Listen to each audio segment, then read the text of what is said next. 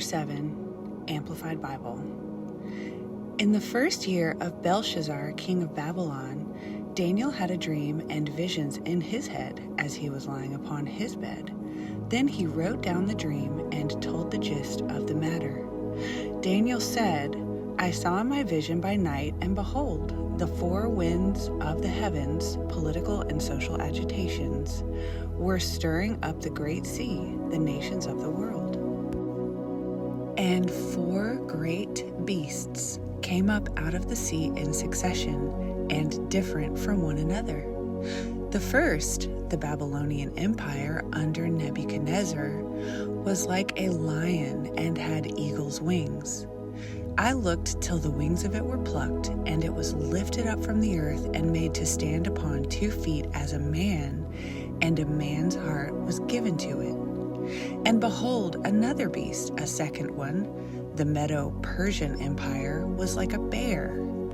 And it raised itself up on one side, or one dominion, and 3 ribs were in its mouth between its teeth. And it was told, Arise, devour much flesh. After this I looked, and behold, another, the Grecian Empire of Alexander the Great, like a leopard which had 4 wings of a bird on its back. The beast had also 4 heads, Alexander's generals, his successors, and dominion was given to it. After this I saw in the night visions, and behold, a 4th beast, the Roman Empire, terrible, powerful, and dreadful, and exceedingly strong. And it had great iron teeth. It devoured and crushed and trampled what was left with its feet. And it was different from all the beasts that came before it, and it had 10 horns, symbolizing 10 kings. I considered the horns, and behold, there came up among them another horn, a little one, before which 3 of the first horns were plucked up by the roots, and behold, in this horn were eyes like the eyes of a man, and a mouth speaking great things. I kept looking until thrones were placed for the assessors with the judge, and the Ancient of Days, God the Eternal Father, took his seat, whose garment was white as snow, and the hair of his head like pure wool. His throne was like the fiery flame. Its wheels were burning fire. A stream of fire came forth from before him. 1,000 thousands ministered to him, and 10,000 times 10,000 rose up and stood before him. The judge was seated, the court was in session, and the books were opened. I looked then because of the sound of the great words which the horn was speaking. I watched until the beast was slain, and its body destroyed and given over to be burned with fire. And as for the rest of the beasts, their power of dominion was taken away, yet their lives were prolonged, for the duration of their lives was fixed for a season and a time. I saw in the night visions, and behold, on the clouds of the heavens came one like a son of man, and he came to the Ancient of Days, and was presented before him. And there was given him, the Messiah, dominion and glory and kingdom, that all peoples, nations, and languages should serve him.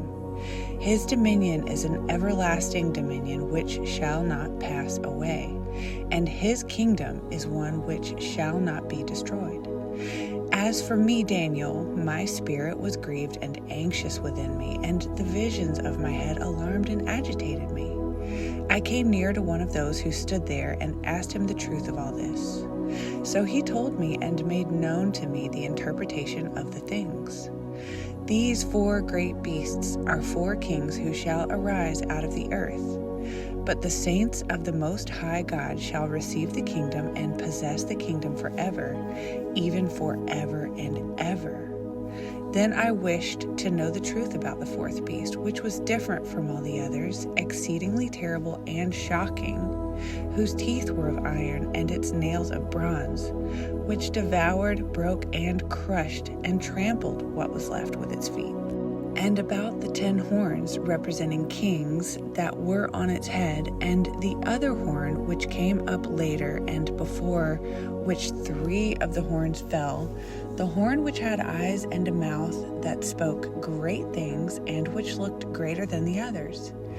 As I looked, this horn made war with the saints and prevailed over them, until the Ancient of Days came, and judgment was given to the saints of the Most High God, and the time came when the saints possessed the kingdom. Thus the angel said, "The fourth beast shall be a fourth kingdom on earth, which shall be different from all other kingdoms, and shall devour the whole earth, tread it down, and break it in pieces, and crush it. And as for the 10 horns, out of the kingdom 10 kings shall arise. And another shall arise after them, and he shall be different from the former ones, and he shall subdue and put down 3 kings. And he shall speak words against the Most High God, and shall wear out the saints of the Most High, and think to change the time of the sacred feasts and holy days, and the law. And the saints shall be given into his hand for a time, 2 times, and half a time, which is 3 1/2 years. But the judgment shall be set by the court of the Most High, and they shall take away his dominion to consume it gradually, and to destroy it suddenly in the end. And the kingdom and the dominion and the greatness of the kingdom under the whole heavens shall be given to the people of the saints of the Most High. His kingdom is an everlasting kingdom, and all the dominions shall serve and obey him. Here is the end of the matter. As for me, Daniel, my waking thoughts troubled and alarmed me much, and my cheerfulness of countenance was changed in me. But I kept the matter of the interpreting angel's information in my heart and mind. Chapter 8. In the 3rd year of the reign of King Belshazzar, a vision appeared to me, Daniel, after the one that appeared to me at the first. And I saw in the vision, and it seemed that I was at Shushan, the palace or fortress in Susa, the capital of Persia, which is in the province of Elam. And I saw in the vision, and I was by the river of Ulai. And I lifted up my eyes and saw, and behold, there stood before the river a single ram, which had 2 horns, representing 2 kings of Medo-Persia, Darius the Mede, then Cyrus. And the 2 horns were high, but one, Persia, was higher than the other, and the higher one came up last.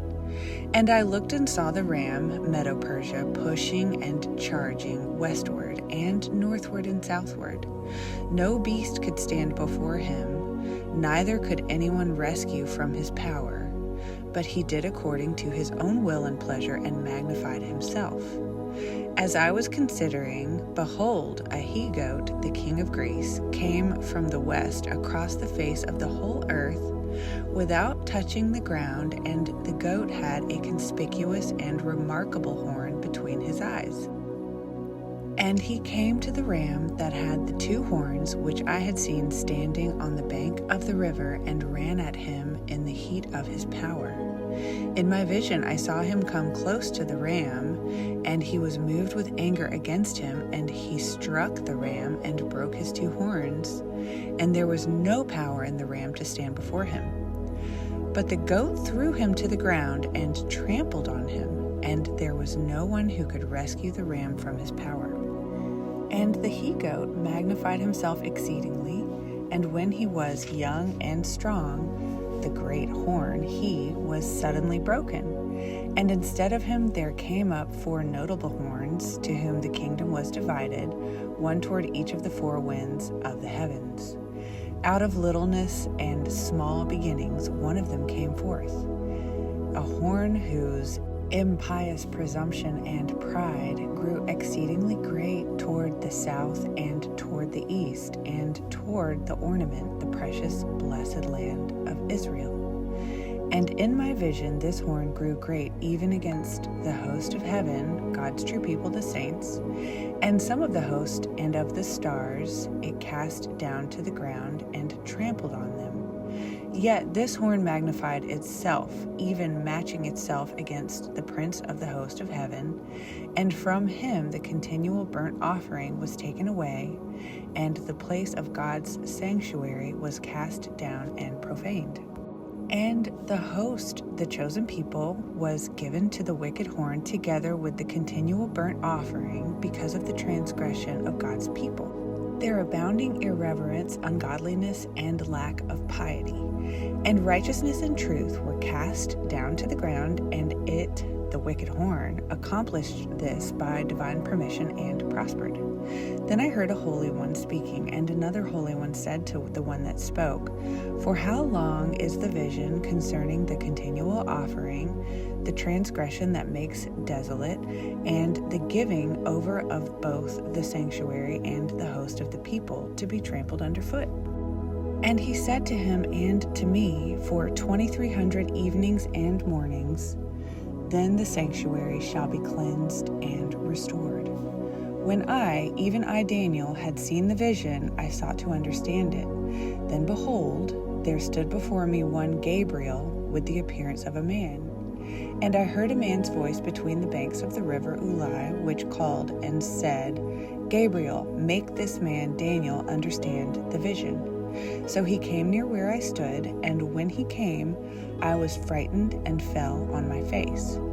But he said to me, "Understand, O Son of Man, for the fulfillment of the vision belongs to events that shall occur in the time of the end." Now, as he, Gabriel, was speaking with me, I fell stunned and in deep unconsciousness with my face to the ground, but he touched me and set me upright where I had stood. And he said, "Behold, I will make you know what will be in the latter time of the indignation of God upon the ungodly, for it has to do with the time of the end.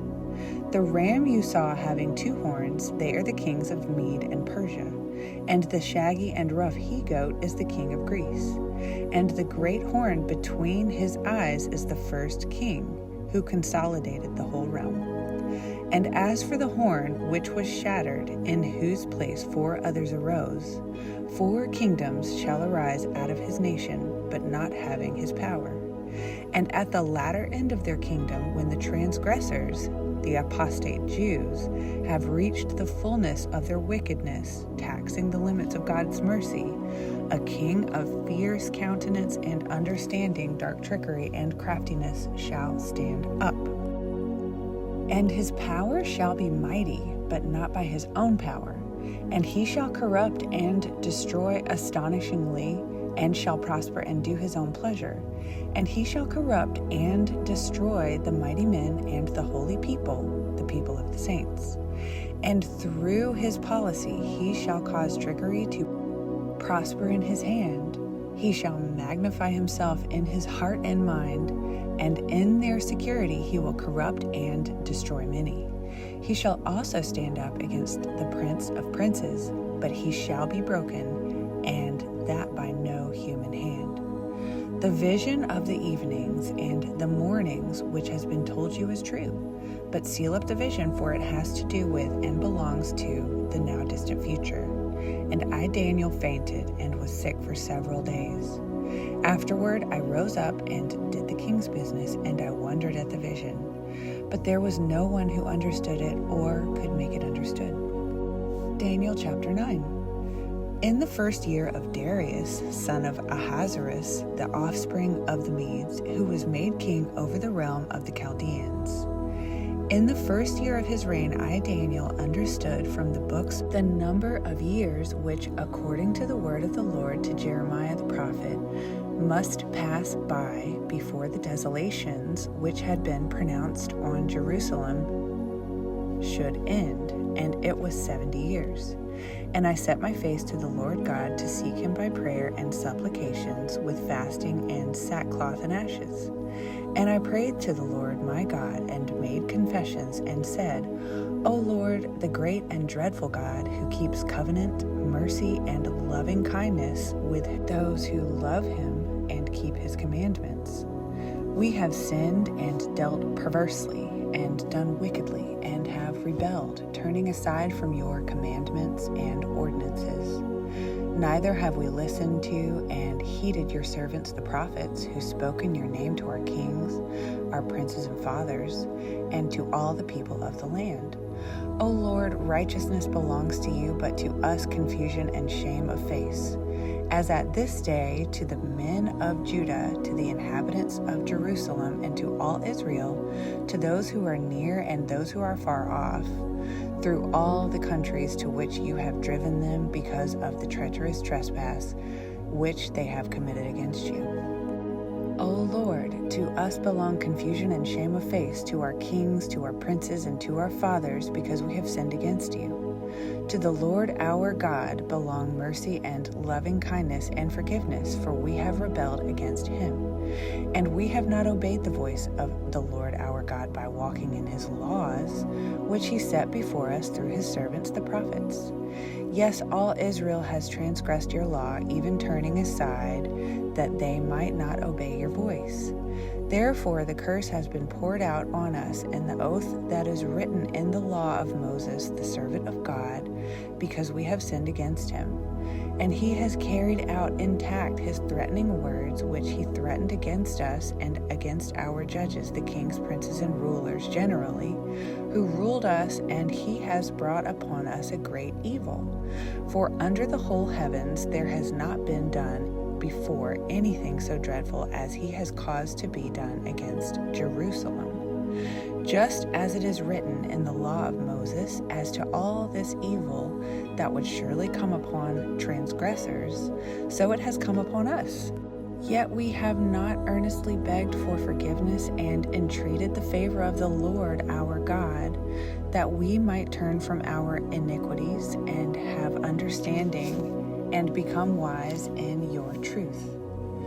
Therefore the Lord has kept ready the calamity and has brought it upon us. For the Lord our God is uncompromisingly righteous and rigidly just in all his works which he does, keeping his word, and we have not obeyed his voice.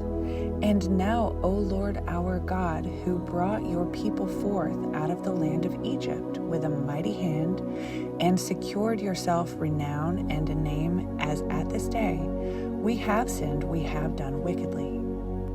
O Lord, according to all your righteousness and justice, I beseech you, let your anger and your wrath be turned away from your city Jerusalem, your holy mountain. Because of our sins and the iniquities of our fathers, Jerusalem and your people have become a reproach and a byword to all who are around about us.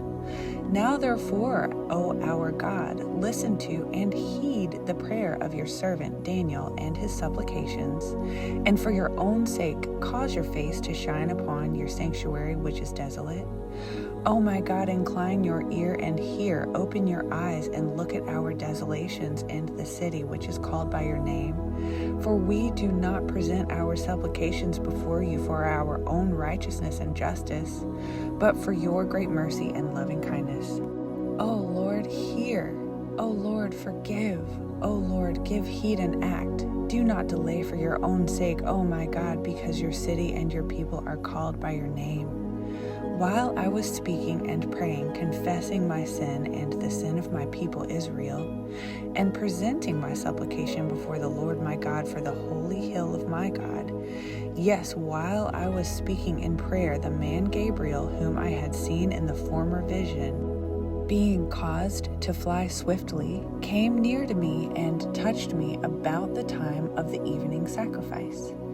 He instructed me and made me understand. He talked with me and said, O Daniel, I am now come forth to give you skill and wisdom and understanding. At the beginning of your prayers, the word giving an answer went forth, and I have come to tell you, for you are greatly beloved. Therefore consider the matter and understand the vision. 70 weeks of years, or 490 years, are decreed upon your people and upon your holy city, Jerusalem, to finish and put an end to transgression, to seal up and make full the measure of sin, to purge away and make expiation and reconciliation for sin, to bring in everlasting righteousness, permanent moral and spiritual rectitude in every area and relation, to seal up vision and prophecy and prophet, and to anoint a holy of holies.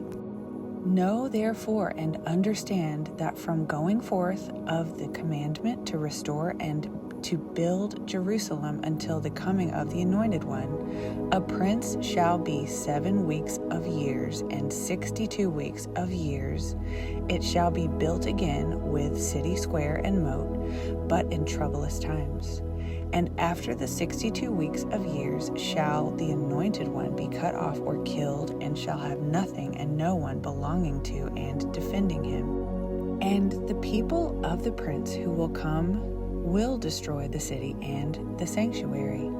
Its end shall come with a flood, and even to the end there shall be war, and desolations are decreed. And he shall enter into a strong and firm covenant with the many for 1 week, 7 years. And in the midst of the week he shall cause the sacrifice and offering to cease for the remaining 3½ years. And upon the wing or pinnacle of abominations shall come one who makes desolate, until the full determined end is poured out on the desolator.